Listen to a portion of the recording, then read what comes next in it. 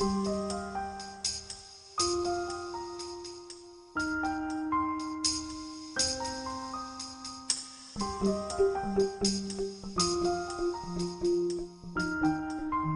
feedback on our performance and behavior is key to improving and enhancing our leadership capability.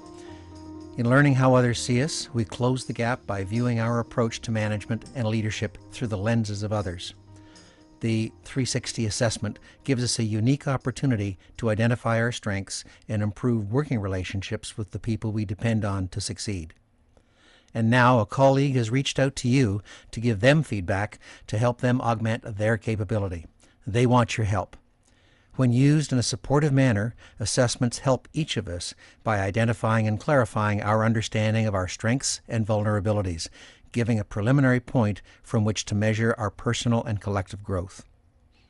Leaders armed with this insight give rise to productive staff and an organization that can realize its highest potential. So what does it mean for you? First, it means setting aside time to complete the online assessment. Book 60 minutes in your calendar like a regular business meeting. Book the time for when you'll be in your best mood and won't be interrupted. Think about the 360 objectives and your colleagues' development objectives that have been shared with you, identifying the competencies you'll be rating against. You'll be rating your colleague on two dimensions: how relevant or important the competency is for the role within the particular environment, for example, a stable environment versus a transforming one, and how strong the performance is. And that role may relate to your colleague's current role or to their next or extended role, depending on what they have identified in the request to you. It's the comments and the 5 questions at the end of the assessment that provide incredible value. It's often the real meat of the feedback, so be sure to spend time to render your perspective when you reach that section. Remember to provide your comments using your professional voice to maintain your anonymity and confidentiality. You'll need to get yourself in the right head and heart space. This is about being generous with your feedback and being candid while not judging. It's about direct and constructive feedback rather than being kind. In terms of time frame, think about this person's behavior over the past 3 to 12 months rather than focusing on a particular incident last week. As you're getting ready to complete the online assessment, make sure you're on an internet connection that's not temperamental. You don't want to lose your results in the middle of the process. Bring to mind what the individual is looking for feedback on. Provide feedback in a helpful way, that is, not hearsay, rather your first-hand observations and opinion. As you're completing the assessment, think about leadership and what it will take to have your colleague boost leadership capacity. And think about the competency model used for this 360. Let's talk about those competency and behavior themes you'll be working with. These are the ones that will help your colleague grow and develop to successfully take on more responsibility and assume more senior leadership roles.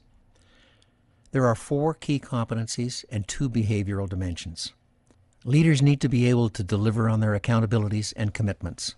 The characteristics you'll be rating your colleague on have to do with their ability to lead their team, to execute their plans and accomplish what they set out to do, recognizing that their success is based on what their team accomplishes rather than what they do. You will be assessing your colleague on 15 deliver dimensions. Leaders need to be able to connect with critical others, relating to and engaging peers, superiors, and subordinates in order to successfully build the foundation for their plans and then to execute on those plans. We are all interdependent and need the support of others to be successful as we pursue our mandate. You will be assessing your colleague on 15 connect dimensions. Leaders need to be able to inspire others, and once again it includes peers, superiors, and subordinates. This takes the connect dimension to another level, supporting the motivation of people on the team and encouraging them forward even and especially in stressful times. You will be assessing your colleague on 15 inspire dimensions. Leaders need to be able to transform their operations to more effectively fulfill their mandate and accountabilities. This means changing their own and others' mindsets to continually look for better ways of doing things and shaping the way things work around here to reflect their vision of a desired future state. You will be assessing your colleague on 15 transform dimensions. Leaders need to be very self-aware in order to identify how their own thoughts and emotions are affecting their own performance and their interactions with others. Only through self-awareness can they identify what they want and need to adjust to be more effective in their leadership role. You will be assessing your colleague on 15 self-awareness dimensions.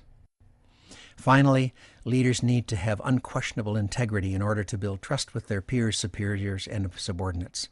Through this trust, more can be accomplished by their teams and their colleagues on whom they rely. You will be assessing your colleague on 15 integrity dimensions. When all the assessments are in, your colleague will receive the rolled-up results, as will your colleague's coach. The coach will then hold a debriefing with your colleague to review the results and move into a development cycle in which your colleague will focus on a few of the key insights and develop action plans to enhance their competencies and behaviors. To support the assessment debrief session, the Leadership Intelligence Coach will be using two frameworks to provide feedback. First, the Legacy Leadership Model, and second, Emotional Intelligence as a framework for that feedback. The Legacy Leadership Model, described in this book by Janine Sandstrom and Lee Smith, identifies 5 leadership roles that are critical for the leader. The holder of the vision and values, the creator of collaboration and innovation, the influencer of inspiration and leadership, the advocator of differences and community, and the calibrator of responsibility and accountability. This is one lens through which the coach will be providing feedback and direction. The other lens the coach will be using is that of emotional intelligence.